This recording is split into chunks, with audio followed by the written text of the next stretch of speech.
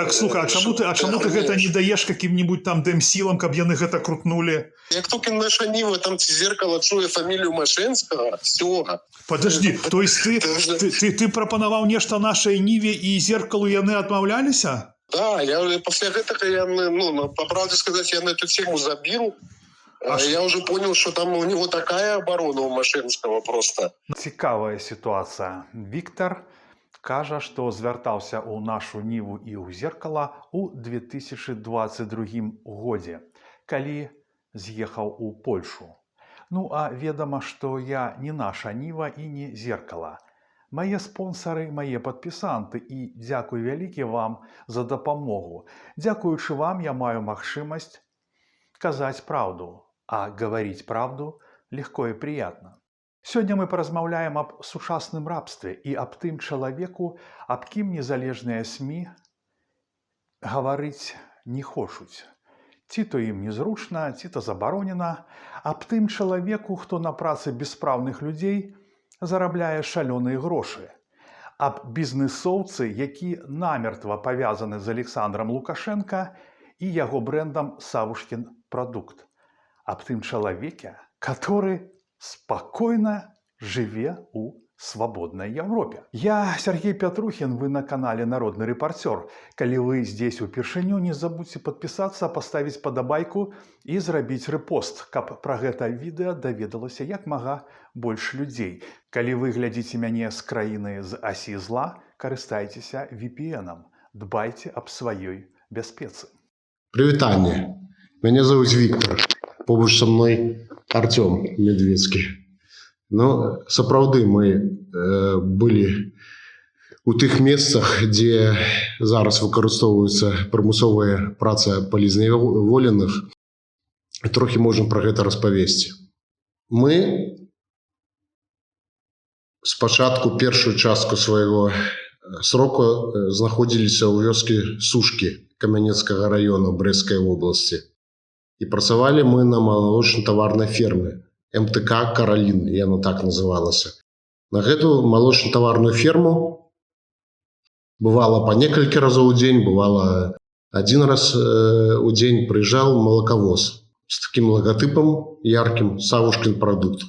Такі новенькі малакавозы, звычайна шведскай вытворчасці. Все гэтае малако ішло у Савушкін, дзе з яго выраблялі сыры, элітныя сыры. Насамрэч, калі толькі я вызваліўся і прыехаў ужо ў бяспечную краіну, мне было так не зусім зразумела, чаму, калі кажаш адразу вось пра гэтую вось арабскую працу, спачатку гэта все цікава, такім вось, асноўным мейнстрымовым выданням, якія зараз працуюць на беларускую аўдыторыю. Як толькі была узгадка пра Савушкін, было такое, што я параюся з рэдактарам, паразмаўляю, і все, і цішыня, адказ. Такі вось, што проста цішыня. Цікава, чаму так адбывалася. У меня тады былі просто здагадкі, што насамрэч у бенефіцыяра вось гэтай вось рабскай працы вельмі моцнае лоббі. І куды яно вядзе, у меня просто былі здагадкі. Потым для мяне ўжо пачала трохі паступова карціна праясняцца, чаму так адбываецца. Але, шчыра кажучы, я просто на гэта забіў на некаторы час, таму што не хацеў просто губляць час, бо трэба было тут заново падымацца, станавіць на ногі свой уже новы бізнес, там дзеці і все такое, і трэба было выжываць. Але зараз вось я бачу, што тэма гэтая пашла ўсплываць. Спачатку гэта на польскім тэлебачанні не так даўно выйшаў артыкул. І потым мне прыслалі фота цікавае, дзе сам бенефіцыяр з гэтай арабскай працы стаіць з маці аднаго з дзеячаў нашай сучаснай тут ось апазіцыі, якая жыве ў Польшчы. Ясна. Потым пачала прыходзіць інфармацыя аб тым, што у гэтага чалавека цесныя сувязі і з нарвежцамі, і таксама з украінцамі. Напрыклад, адзін з караблёў у пользу Машэнскага ловіць крыль, рыбу, і працуюць яго прадпрыемства і на Ўкраіне, і у вольнай частцы Украіны, і ў захопленай частцы Украіны. Крым. І там яго ёсць прадстаўніцтва. Некаторыя з іх ён ўжо паспеў аформіць на свайго сябра, які жыве ў Нарвегіі, мае грамадзянства Нарвегіі, гэта банкір нарвежскі. Як так можа быць, што чалавек, які фактычна адзін з кашалькоў Лукашэнкі, які выкарыстоўвае менавіта арабскую працу, чаму ён вольна можа ездзіць па свеце, а все яго астатнія калегі, якія не пускаліся до такого, скажем так, у іх все-таки вольныя людзі працуюць, яны неяк апынуліся пад санкцыямі. Это было моцнае лоббі, па-першае, еўрапейскае, я думаю, так. Па-другое, я выказваю такую здагадку, што сапраўды сярод цяперашняй апазіцыі, якая на некаторыя рэчы просто зачыняе вочы. Яшчэ ёсць такая хімія у горадзе Берёзе, называецца ІОТ номер 3. Там малочна-таварная ферма Савушкін Луч. І я перапісваўся з адным чалавекам, там, які сядзеў, это был палітвязень. І ён там менавіта на той ферме Савушкін Луч і працаваў. Атрымалася так, што тая, вось это вот ІОТ номер 3, яна была для строгіх, так званых. Это людзі, якія сядзелі на зоне, і потым ім просто рабілі замену пакарання на больш мяккай, накіроўленую хімію. Но я так думаю, раблю такую выснову, што просто месца уже не хапала, і пачалі ўжо просто перваходу палітвязняў туды накіроўваць, на гэту берёзаўскую хімію, дзе яны таксама былі вымушаны працаваць уже наўпрост на Савушкін прадукт. Это все ў адкрытым доступе, это все ніхто нават не хавае так.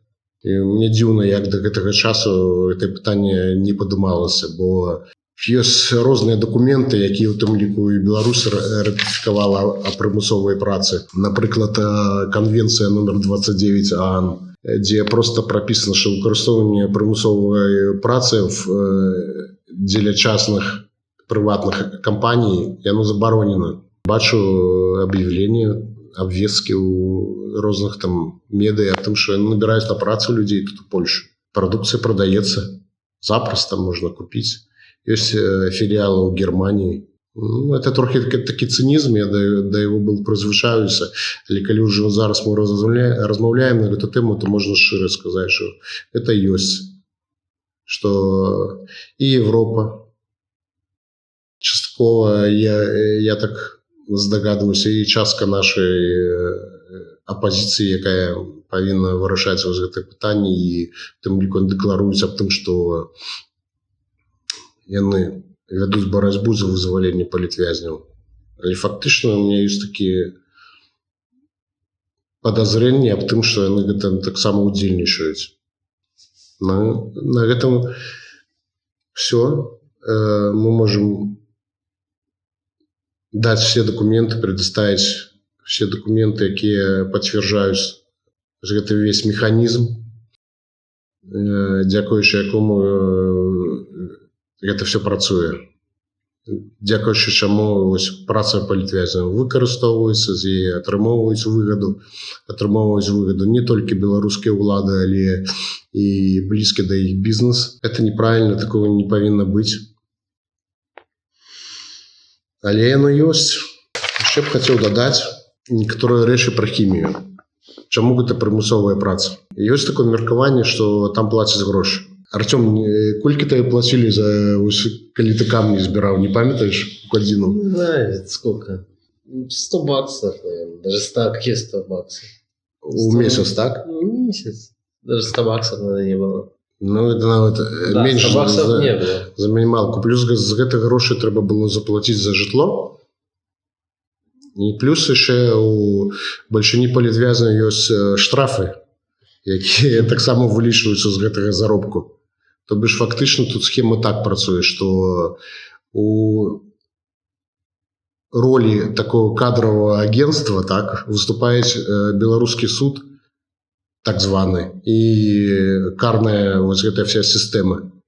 Там бярэцца чалавечак, які проста садзіцца на зону ці на хімію, і ён там працуе, адпрацоўвае вось гэтыя все штрафы, якія гэта шикарная сістэма на яго і паклала. Плюс да таго, той рэгіён, дзе мы працавалі на хіміі, гэта цікавае вельмі месца, там просто дэмаграфічная дыра, там няма каму працаваць просто. Малако трэба, карны апарат карміць неяк трэба, і таму хто будзе працаваць, калі ніхто не хоча добраахвотна там працаваць. Туды людзі з'язджаюць. Вся моладзь, там бацькі сваіх дзяцей, яны ўжо адразу планы аб тым, куды ім потым з'ехаць падалей ад гэтага месца, бо там бесперспектыўняк, там просто, ну, фактычна засталіся адні толькі пенсіянеры, якія там жывуць. Але вось такім чынам яны, па-першае, наказваюць людзей, незгодных з дзеяннямі ўлады. Па-другое, атрымоўваюць з гэтага наўпростую выгаду. Ну і па-трэцяе, вось гэтыя вот дэмаграфічныя дыры, якія зараз все больш яскрава ўжо бачны у рэгіёнах, яны іх закрываюць просто-напросто такім вось чынам прымусовай працай. Просто ў іх, я лічу, што просто няма ў іх іншага просто выйсця. Яны будуць гэта рабіць і далей, таму што працэсы ідуць так, што з краіны выязджае ўсё больш і больш людзей. І мэта цяперашняй вось той улады, якая там захавалася, нам бы ноч прастаяць, як то ў выразе просто-напросто. Ім трэба неяк прытрымацца любым чынам. Бо запас жыцця таксама не вечны у гэтага чалавека. І таму, ну вось, прымус, рабства. Это ўжо не тыя караблі з нявольнікамі, якія плылі з Афрыкі. Сучаснае рабства, ну, вось такое, як мы зараз наглядаем у Беларусі. Цікава яшчэ тое, што тыя, хто атрымоўваюць выгаду з гэтага ўсяго, фактычна они ж і з'яўляюцца кашалькамі таго рэжыма, які фінансуе не толькі ось свой карны апарат. Як бы, ну, забіваюць тых беларусаў, ну, забіваюць, якая нам розніца, типа. Тут мы сядзім, тут бяспекі, так, а не. Частка грошай ідзе на фінансаванне іміграцыйных крызісаў і гібридных розных атак, і таксама вайна на Ўкраіне. Таму тут узнікае пытанне.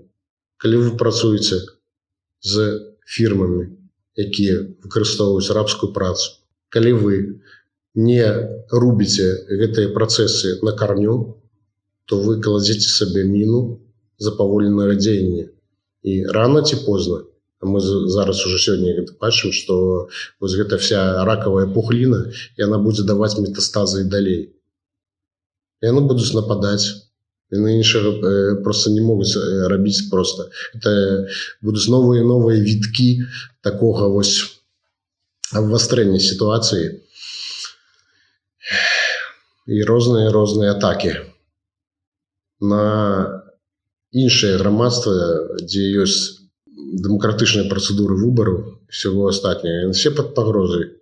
Весь свет пад пагрозай, калі не спыніць, калі не зрабіць невыгадным выкарыстоўванне рабскай працы ва ўсім свеце. Бо пакуль гэта выгадна, бо пакуль гэта працуе, пакуль з Норвегіі ідзе рыба, то што можа казаць? Потым вы будете абараняцца ад гэтых рэжымах. Все. Мы все просто будем вымушаны, таму што глебу для гэтага ўсё пітаем мы таксама. На гэтым ўсё, дзякуй. А як вы думаеце, чаму чалавек, які выкарыстоўвае рабскую працу, свабодна перамяшаецца і свабодна жыве ў Европе? І ці месца яму тут? Напішыце, калі ласка, у каментарах. Еўропа, між тым, робіць намаганні ў законатворчай сферы, каб прыпыніць гандаль з машэнскімі і такімі, як ён. Грамадзяне Еўропы не хочуць есці і піць палітае кроўю і пакутамі беспраўных рабоў. Нічога не зробіш. Так прынята ў хрысціян, так прынята ў цывілізаваных людзей. А Машэнскі, вядома, не хрысціянін. Машэнскі не цывілізаваны чалавек. Машэнскі праваслаўны атэіст. І яму няма чаго рабіць тут, сярод грамадства, дзе шануюць правы чалавека і веру ў Бога. Спадзяюся, што вельмі хутка гэтыя законы пачнуць працаваць і гэта забаніць бізнесы Машэнскага, Санта-Брэмар і Савушкін прадукт на захадзе. Я думаю, абавязкова працягнуць гэту тему і зрабіць абзор па бізнес-імперыі Александра Михайловича. І у тым ліку для таго, каб гэта тэма не сышла так хутка, як гэта здарылася з незалежнымі СМІ ў мінулы раз, пасля выхада расследавання польскага журналіста Бертольда Кіцеля. Так што з гэтай нагоды мы абавязкова яшчэ ўбачымся. Спасылкі на ўсе публікацыі Хельденмінды на нарматыўна-прававыя акты я пакіну ў апісанні роліка. Жыве Беларусь, слава Украіне! Нех жыве Польска! Боже, храни Америку!